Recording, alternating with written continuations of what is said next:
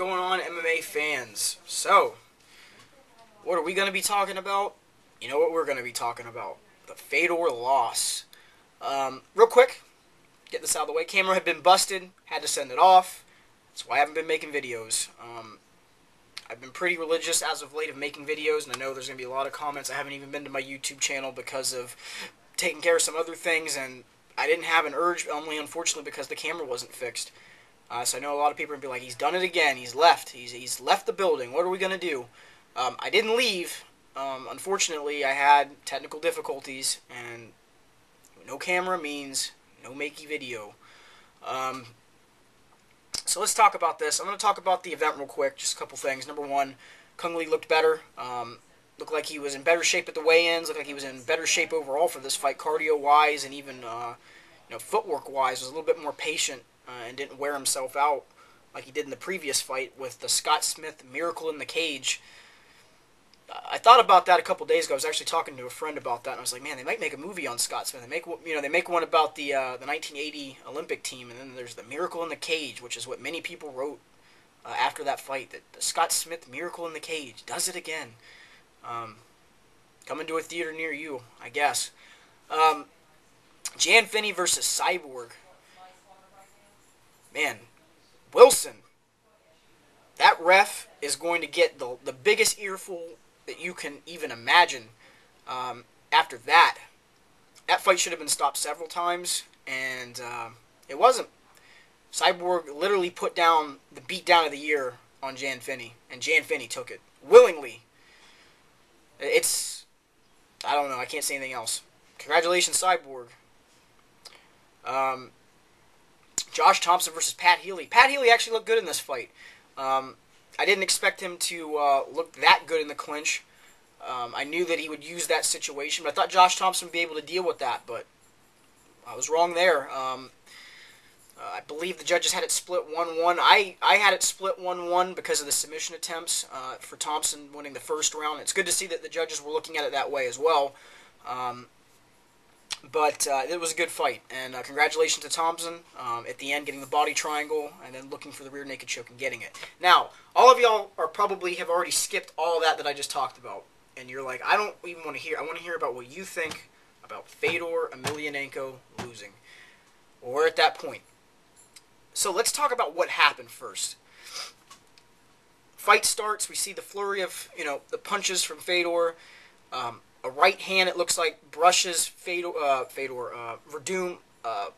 I would say lightly. At first, glance when you're looking at it, doesn't look like anything connects at all. And this is where people came up with this argument that, Verdum faked the punch to try to get Fedor to fall him down to the ground. We won't know until, either Verdum says something or Fedor says that he didn't connect. So regardless of that, it looks like a right hand clips him a little bit. Verdum goes backwards. Fedor immediately jumps into the guard. Punching, jumps to side control. Before that, kind of gets caught in a triangle, jumps out of it, side control, back into guard, throwing more punches, ground and pound, gets caught in a triangle choke, is defending it. Then Verdum grabs his arm inside of there and is like, if you're going to defend that, I'm going to twist your arm, and Fedor taps. I think that's a pretty good representation of what happened. So, why did this happen? This is what everyone is asking. I've seen it on the message boards.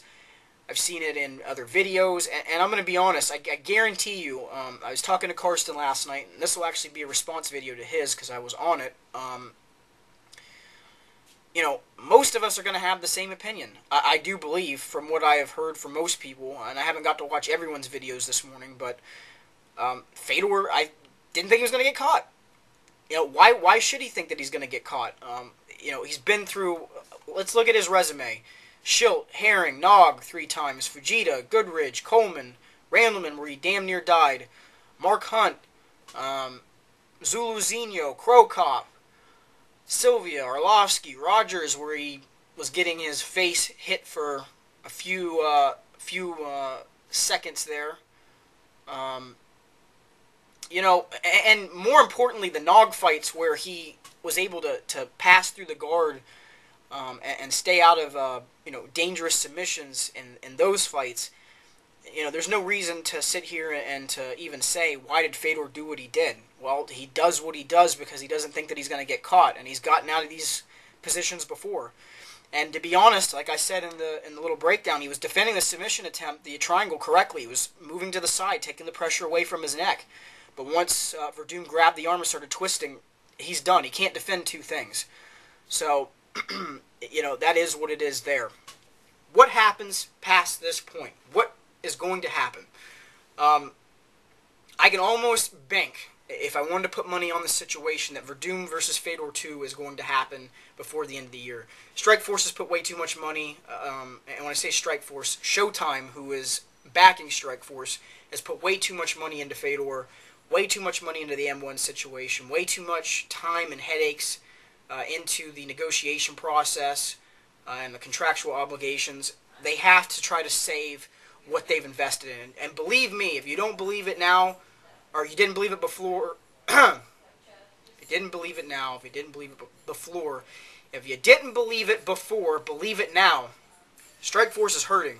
Henderson, the guy that was supposed to come in and take Jake Shields' title, as Jake Shields' contract was coming to an end, didn't happen. Jake Shields going to the UFC, not good. Fedor losing to Verdum, not good. Strikeforce is hurting. They have to do something to save this situation, and I think this is what's going to happen. And if you look at Overeem's face after this fight happens, you see it contorted and twisted, and he doesn't really understand what's going on. Well, I guarantee you what happened before we even saw that picture on the screen. His manager looked over to him and said, "You're not fighting either one of these guys. It's not going to happen. They're going to make that fight immediately." And Overeem was like, and I think that might have been what we saw was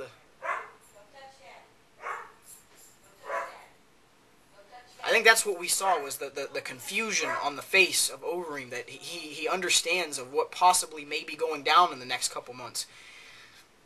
It is what it is. I don't think we're going to see that fight. I think we might see like Bigfoot Silva step in against Overeem, but Verdum versus Fedor 2, I can almost guarantee you that will happen.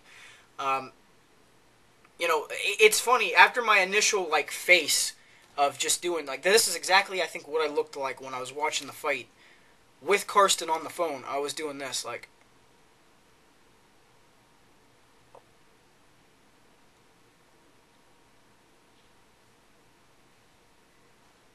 after I got over that, I started thinking about the things I've already talked about in the video, and we witnessed history. Not many people thought that Fedor was going to lose now. We thought that it would be a couple years down the road, if anything, and not against Verdum. Most people would look on paper and say 9 times out of 10 Fedor should win this fight. But it's mixed martial arts. This is what happens. This is why we love this sport. It's so unpredictable. And when I make predictions, this is one of the things that I always get people that send stuff to me calling me stupid, dumb, crazy, retarded. I take it with a grain of salt because I realize I can sit here and say what I want to say all day. That's my opinion about stuff. But in the end, it is what it is when the fight ends. Nothing I can do about that. So yeah, Fedor, the first loss. Wow. I will be back probably later on today. I'm going to go ahead and do a UFC 116 predictions video. Need to get that out of the way, and I've got some time today. Camera's fixed. We'll be making videos again. My apologies about that. You guys, take it easy.